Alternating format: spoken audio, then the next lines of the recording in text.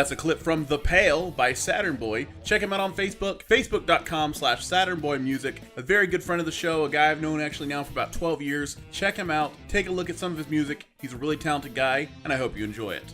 And with that in mind, my name's Dan, this Exploder, and I'm back with another episode just for whoever the hell bothers to listen. Whoever it may be, welcome aboard. Join the ride, get on the bus, and let's do this. Now, I took a little time last week to talk about some of the independents I've been to, some of the weirder fans, weird indie tales, as it were. Check that episode out. I think you'd be pleasantly surprised how interesting it can be, even though it's talking about the WCW, ECW, or TNA. But this time I want to get back to the main event, back to the mainstream, if you will, and I want to talk about some of the employees of the WB and WCW that, quite frankly, weren't the greatest. And I'm going to preface this by saying I'm not talking about wrestlers in this case. It's easy to talk about wrestlers. It's easy to talk about the guys who were hopped up on God knows what and doing God knows what and playing guitars with logos on them. I'm looking at you, Man Mountain Rock. It's easy to look at dumb gimmicks. It's easy to do these things. No, I'm not talking about wrestlers. That's a whole different genre. That's a whole different thing, and we'll talk about that at some other time. What I want to talk about in this episode is some of the more infamous employees, behind the scenes, office employees, management,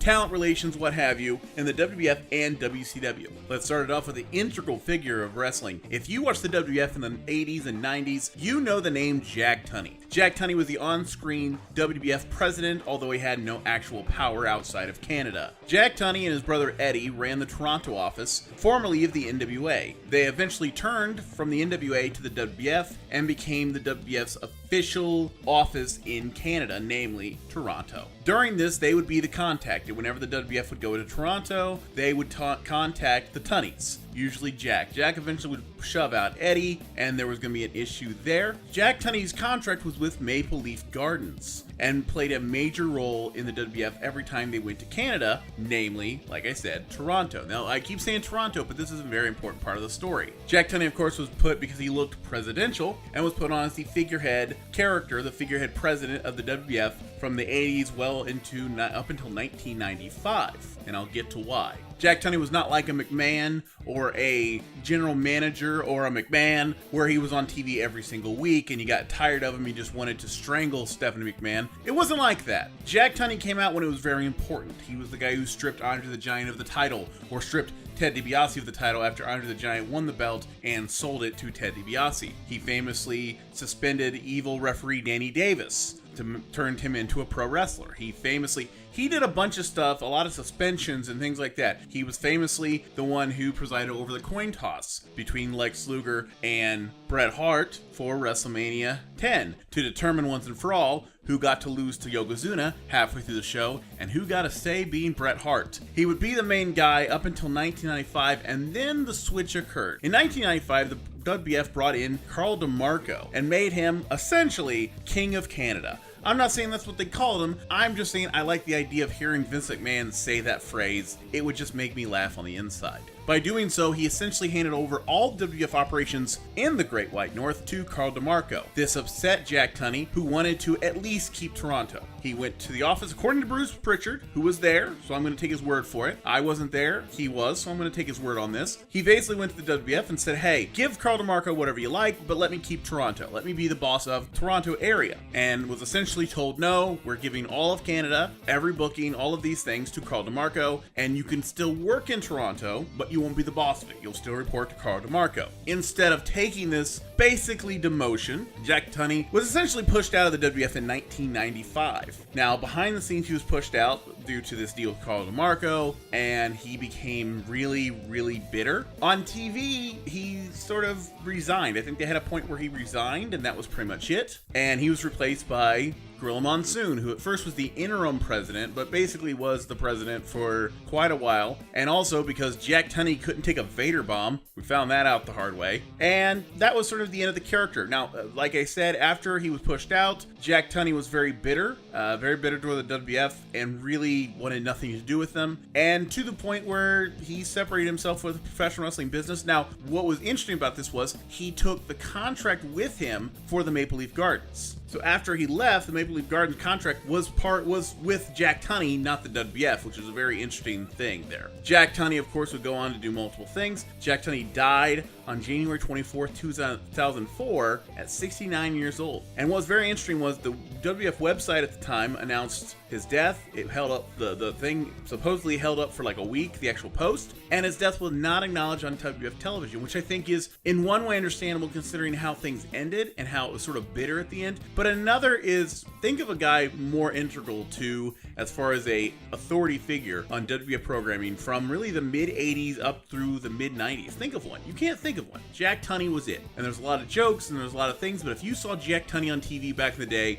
that meant stuff was going down, you know, and that was really interesting. But it's sort of weird to see a character, you know, again, a character who had a behind the scenes presence and an on-screen presence, and to have his on-screen presence sort of fade out gracefully and have the real life situation sort of become bitter and angry. And that's just a weird juxtaposition for me. In this case, unlike others before it, he's infamous in not and how he carried himself, because there are some on this list that are going to come out and how they carry themselves, and it's stuff they do to themselves. He's infamous in that he played such a major role in professional wrestling for such a period of time, near to a decade, but he was sort of pushed out by the natural order of business. So he's a little different from the rest of this list. There are some people in this list that quite frankly are infamous for all the right reasons, and this is just a case of a guy sort of being pushed out in a means of business, and the fallout is what makes it rather infamous. Then let's go a little bit south to Atlanta, Georgia in particular. We're talking about your friend and mine, Bill Watts. After the disasters of Kip Fry, Jim Herd, and the like, you know,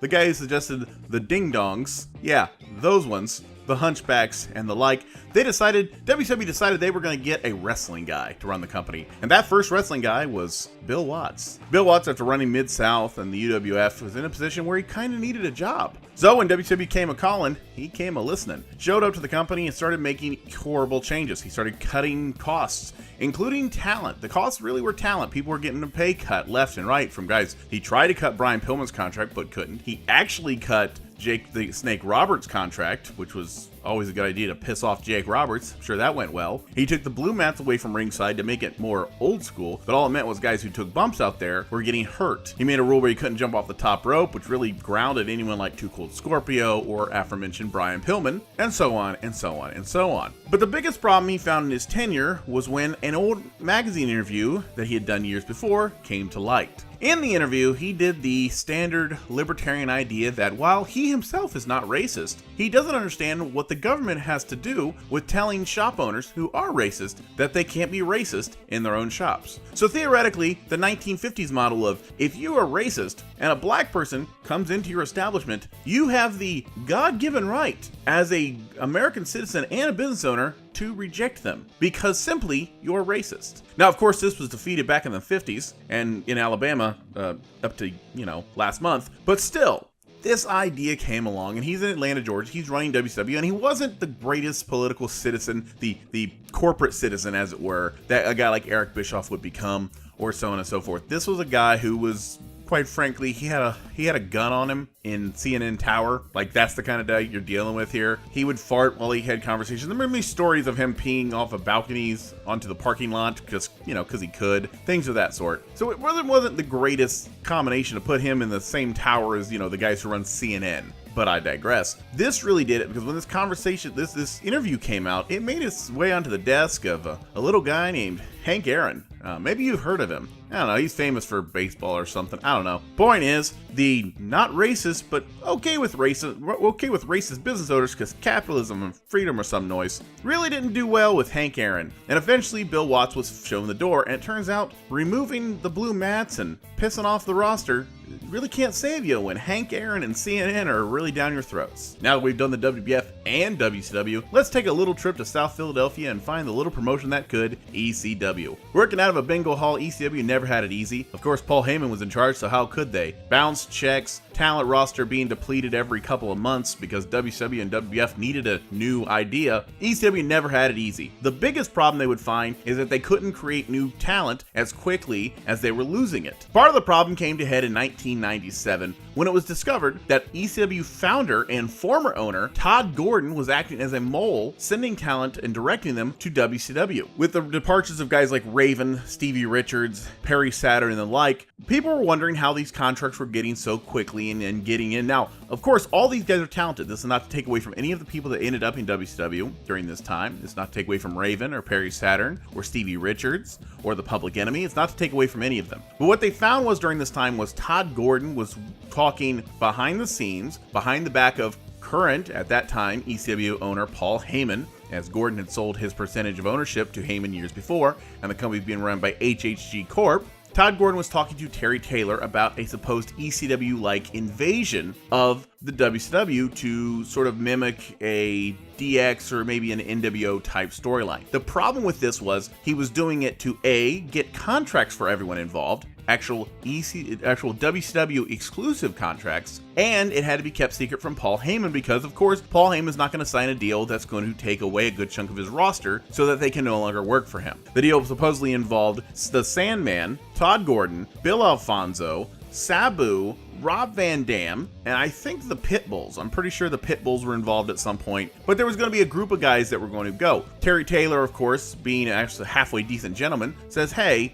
does Paul Heyman know about this? Does Paul know about this? And Todd Gordon sort of hem-hauls around and says no, and we can't tell him. And Terry Taylor, according to Terry Taylor, and this is totally according to him, said, I'm not going to do this deal if Paul doesn't know, being a halfway decent person in the middle of it. Now, they find this out, and this leads to, quite frankly, Bill Alfonso almost gets fired because he's supposed to get fired because of it, and then he has a match with Beulah McGillicuddy and about dies because of the blood loss, and you can't fire a guy after he almost bleeds to death in the ring because wrestling works that way.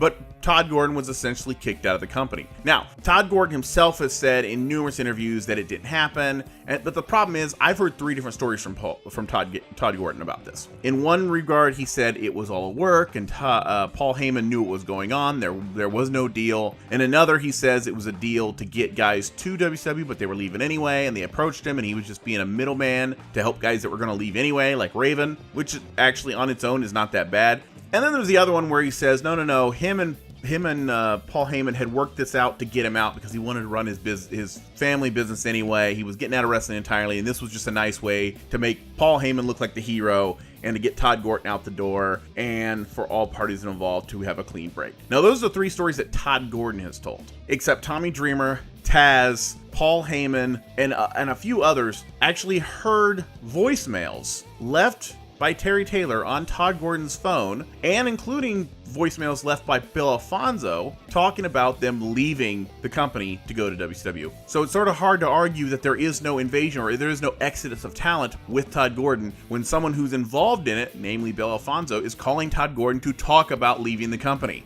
Sort of does away the thing right there, but it's sort of one of those weird things. Todd Gordon was leaving the business. I get that. And I would even understand if, like he said, one of the stories he told was true, where he was sort of helping talent get a better deal that were already leaving. Raven was already leaving. Raven was very well known that he was leaving. He told Paul Heyman when he was leaving. He knew what he was doing. He had his deal signed, and he knew that's fine. It's another thing to be doing it behind the guy's back, like he was trying to do for these certain guys, Sandman, Bill Alfonso, and the like. That's a little different. So that makes Todd Gordon a little infamous in all this. The fact that he would be willing to, on his way out essentially, sort of stick it to a company that he helped build, and then to sort of stick it to him on the way out and sort of take away talent, or at least try and take away a good chunk of talent all at once to line his own pockets to get himself a job, and the hell with ECW. I know that professional wrestling is sort of an individual sport, and some people say that behind the scenes that's the case. Todd Gordon had to look out for Todd Gordon, but Todd Gordon was looking out for his 3 or 4 friends. He wasn't looking out for the company. He didn't care about the company. And when he left, again, he tells 53 different stories on what it was, but the reality was he tried to screw over his own company on the way out.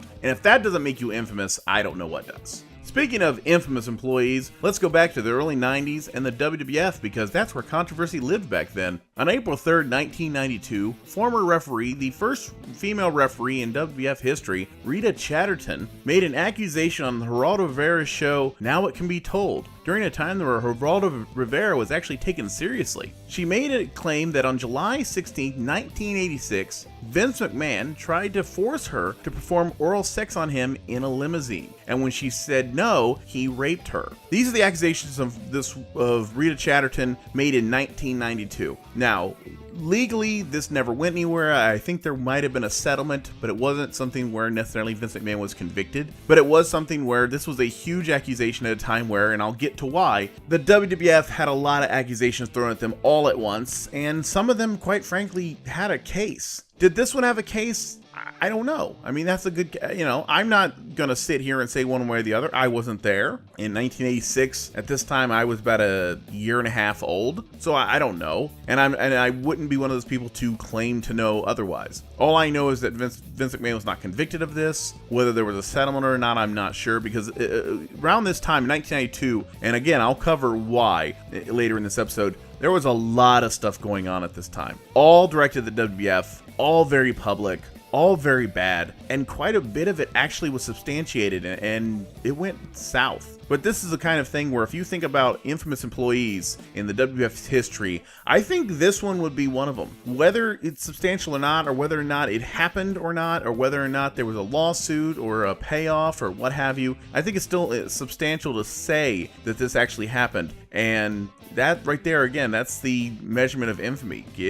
Being remembered for this one thing. It's one thing to be remembered for being the first female referee. It's another to turn around and to be remembered for this. And I think that's just significant in and of itself. Now let's talk about two employees of the WWF who were more infamous for their own actions for, let's just say, financial crimes. Earl Hebner, longtime referee and key figure in the Montreal Screwjob, to the point where he now makes a t-shirt about it. You think of a guy like this who came in the 80s along with his twin brother Dave. He played the evil referee in the Ted DiBiase Hulk Hogan storyline. And for all the things he'd done for the company, senior official, you think a guy like that's set for life. That kind of guy has a job for the rest of his days if he wants one. You think so, right? Well, leave it to Baby Earl to screw that up. Earl Hebner was fired on July 18, 2005. The WWF announced it because he was selling WWE merchandise without permission from the WWE. It turns out that Earl Hebner had a partial ownership in a St. Louis-based pro t-shirt shop and was selling WWE merchandise without the permission of WWE, the company he worked for. His brother Dave was eventually fired. His son was eventually fired for the same actions, something to do with it. Now, the company itself, Pro Shirt Shop was the name of the place. Nick Ridenour bought out Hebner and then put out a comment saying that the company would only sell stuff that was received from a licensed merchandise distributor. So his business partner bought him out and had to say, hey, we don't do that anymore. And the WWF at this time, 2005, fired him from what really could have been a lifetime gig. So if that's not stupid, I don't know what is. You have a guy who, you screw Bret Hart, you're one of the guys, and I'm not saying it's a bad thing, but it's something you did. You look like you have a full-time job for the rest of your life until you're old and decrepit and you can't get your walker up the steps to count 3, or you throw your shoulder out counting a 3 count and throw your shoulder and, turn to dust or whatever you do when you're old. And this guy turned into, because he was selling t-shirts that were not given permission, and he ended up in, where? TNA. Yeah, when you have a lifetime career in the WWE and you end up in TNA, you screwed up, Earl. You screwed up bad. Speaking of basic theft, let's go to real theft. Jim Bell was the head of licensing for WWE during the Attitude Era. Remember Beyond the Mat? And there was a line with that guy, that executive who made the comparison between the Muppets and the WWE about characters, family owned, and those things. Yeah, that wasn't just a random thing. It wasn't just one of those random guys, Jim Bell, but also wasn't just a random thing to say. This guy came from the Muppets. This guy used to work in licensing from the Muppets. And really, if you think about it, Kermit's a green felt sock who's made more money longer than any of us have been alive, so I think he did something right. WWE wasn't licensing anything for a while there, the dark ages that were 93 through 96, 97. They brought in a guy named Jim Bell. Jim Bell started putting the WWE license on everything. And it worked. Every county fair, you saw a Stone Cold Steve Austin, those little, not even 8x10s, 3x5 pictures. You saw t-shirts, you saw bears, you saw whatever. This is the guy behind it, Jim Bell. And he did pretty well for himself. The problem is, in 2005, he was charged and convicted of embezzling close to $1 million. From 1998 to 2002, he collected over $950,000 in kickbacks from Stanley Schenker, a WWE licensing agent. So basically what was happening was Jim Bell working on behalf of the WWE to license, was getting a kickback from the guy he was purposely pushing licensing toward. He was taking this and saying, you should go to this guy's company, and the guy was, in turn, sending him a little money back. A little bit of a thank you. A finder's fee, as you might say, if you were really unscrupulous and stroking your mustache maniacally. But he did this from 1998 to 2002. Now, he is convicted in 2005. He is sentenced to 8 months in prison and 3 years probation. He also had to pay $6,000 fine and more than $950,000 in restitution. Yeah,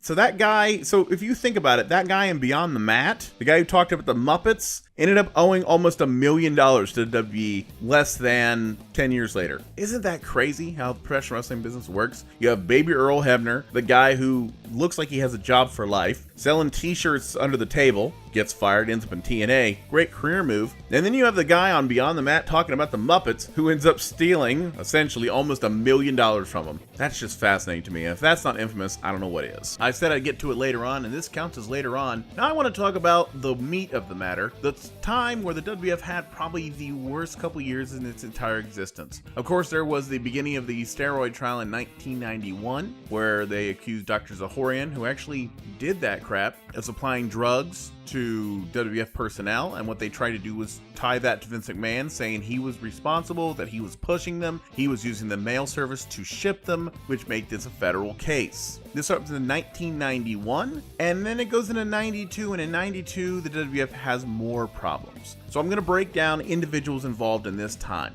In 1992, there were, in the midst of the steroid scandal, there was also a sex scandal. A central figure in this was a guy named Terry Garvin. Terry Garvin was a professional wrestler, the on-screen brother of rugged Ronnie Garvin, but he's nothing like Ronnie Garvin. Terry Garvin was an assistant booker. I don't know if the WWF doesn't have a booker per se, but he was in charge of certain things behind the scenes. What you found was, part of his jobs was to get local kids, essentially, to come in and help set up the ring on shows. These kids were called ring boys, sort of a term of endearment, but it wouldn't become that way because of what was happening. Turns out Terry Garvin, a admitted homosexual, and that's not the problem here. The problem is what he was doing. The part of the ring boy scandal, the major part of it, was Terry Garvin was using his position, getting the ring boys to solicit them and sexually harass them and try and get them to have sex with him. One of the people to accuse him in 1992 was a guy named Tom Cole. Tom Cole said that Terry Garvin sexually harassed him and tried to get him to have sex with him when he was only 16 years old. And when he refused, that he was fired from the WWF. On top of that, Barry Orton, who's Bob Orton Jr.'s brother, Randy Orton's uncle, also accused Garvin of molesting him all the way back in the 70s. So yeah, scumbag all around. Garvin was, of course, fired from the WWF during this time because, quite frankly, he was guilty of sin, and he died in 1998 of cancer, and I'll be honest, I'm not heartbroken about that. Also integral to this time, sort of another weirdo that happened to be employed by the WWF at the same time, was a guy named Mel Phillips. Mel Phillips was, quite frankly, a perv. Mel Phillips was a ring attendant and a ring announcer for the WWF B-circuit house shows, sort of live events that were held in smaller markets. They made money, but they weren't the main show. Hogan was on the A show, Jim Duggan was on the B show. You got that? Okay. Anyway, Mel Phillips was a weirdo who actually sexually abused children, literal children, for years before being exposed and fired in 1992 alongside Terry Garvin and a third person I'll get to. They've got to the point with Mel Phillips where he's actually edited off the pay-per-views. Like whenever they could, they would edit him out of things. He's actually ringside during Hulk Hogan and Andre the Giant WrestleMania 3. He's actually ringside. He's the ring attendant for that show. And they found ways to, at times, edit him out because he was such a weirdo they didn't want to be associated with, because this guy was a legitimate pedophile. And and I make a lot of jokes in the show, there's no joke about that. He was just a weirdo. And again, he's gone, and God, I hope he's nowhere near a school district. That's all I'm going to say. In the middle of all this, now while this is going on, where they got Mel Phillips, they got Terry Garvin, two guys who legitimately did these things, there's no dispute on that. There was another accusation against Pat Patterson. During this time, there was a announcer, a young 29-year-old announcer named Murray Hodgson, a radio DJ from Michigan, who came in and he would accuse Pat Patterson of propositioning him for sex, and when he said no, he was fired. So that's not only sleazy, but something Vince McMahon had to have a seminar over in 1985 to stop suggesting pantsless Thursdays around the office. I'm kidding. I hope. Hodgkin's accusations went nowhere for reasons I covered, but it did lead to Pat Patterson being summarily fired with Mel Phillips and Terry Garvin. So at that time, there were many accusations from Tom Cole, from other ring boys, and in this case from a guy named Murray Hodgson. Pat Patterson would leave with the other two. The other two would never come back, but of course, Pat Patterson being who he was, Pat Patterson would eventually return. His position was never filled, so he just walked right back into the role. And before you know it, he's one of the Stooges and fought Jerry Briscoe on a live pay-per-view in drag. Everything I just said was true. Think about that for a second. Were the accusations against Patterson true? Well, no, as it turns out. Now, I'm going to preface this by saying there have been other rumors and a couple other maybe accusations here and there. People have said their piece, but this one from Murray Hodgson is summarily wrong, and I'll explain why. So what about Murray Hodgson, the man who accused Pat Patterson of sexual harassment to the point that it cost him his job when he rejected advances? During the 80s and 90s, the WWF had a tendency to hire people who weren't the Tony Schiavones of the world. They would hire people from the outside, like Craig DeGeorge, Sean Mooney, Charlie Min, Rob Bartlett, and Todd Pettengill. Among these non-wrestling personalities they hired to announce wrestling was Murray Hodgson, a radio DJ from Detroit who signed a 2-year contract with the WWF, but would only work there a few weeks. According to people who were there, they just said he wasn't that good. And that's not a knock on him, really. There are plenty of people who are good at what they do, but they just don't translate well to professional wrestling. Mike Adamle is probably the best example. He's a good guy on what he knows, but he doesn't know wrestling. Sean Mooney was good. Rob Bartlett was actually a successful stand-up comedian. And then we saw how that translated on Monday Night Raw. How well did that go? Not well. 6 months after his release, Hodgson would come in and sue the WWF and accuse Pat Patterson of propositioning him and later firing him when he said no. This is coincidentally the same time as the Terry Garvin and Mel Phillips scandal with the Ring Boys. So again, you have two employees who are demonstrably molesting children and were fired for it. And Murray Hodgson, the opportunist that he is, comes in 6 months after he was fired and says, oh yeah, by the way, Pat Patterson also sexually harassed me. Now that seems like a little bit tiny, but maybe he's right. You know, you never know. At the time, you have to trace, you had two guys right out the gate that were proven to be scumbags. So the idea that there'd be a third scumbag in the party, not that unheard of. Murray Hodgson would go at next level. He would actually go on to the Phil Donahue show back when that was really a thing. And he would confront Vince McMahon, yeah, that one, face to face on the Phil Donahue show. He would then argue that he was fired only because he was being sexually harassed, and he said no. And he argued, among other things, that he had a guaranteed no-cut contract for 2 years. Now, after the collective laughter of everyone in the professional wrestling business at the idea that Vince McMahon would guarantee anyone money, after that all died down, Vince McMahon just repeated the line, Murray Hodgson was fired because he wasn't good at his job. He said that verbatim. That's quite frankly, so it was pretty funny. So what happened to the lawsuit? What happened to Murray Hodgson's lawsuit against Pat Patterson and WWF that he was fired because he rejected the advances of Pat Patterson? Well, the lawsuit was dismissed. While Terry Garvin and Mel Phillips were confirmed pervs, Pat Patterson wasn't proven because it turns out the guy that decided to sue him was possibly the worst guy to do it. The case was dismissed after, and I'm not making this up, his lawyer dropped him, his own lawyer, because the WWF's lawyer and private investigators find that Hodgson had done this before. Turns out he had made a pattern of getting hired to a company, apparently not doing his job well, filing a sexual harassment complaint and getting a lawsuit out of the matter, sometimes even making some money. He'd done it this is a pattern. So a 29-year-old radio DJ from Detroit decided to sue the WWF, and it went about as well as you could expect. The judge even dismissed the case and called Hodgson a con man. The judge said that on the bench. Yeah, so it went about as well as you'd expect. A guy who's had a lot of, coincidentally had a lot of sexual harassment cases thrown his way. You know, what are the odds that one guy gets sexually harassed so many times? I mean, my goodness. And he sort of faded away because they realized he was a con man and disappeared. And rumors have it that he's working somewhere away from the spotlight, which is probably best for him because A, he wasn't that good of an announcer, and B, he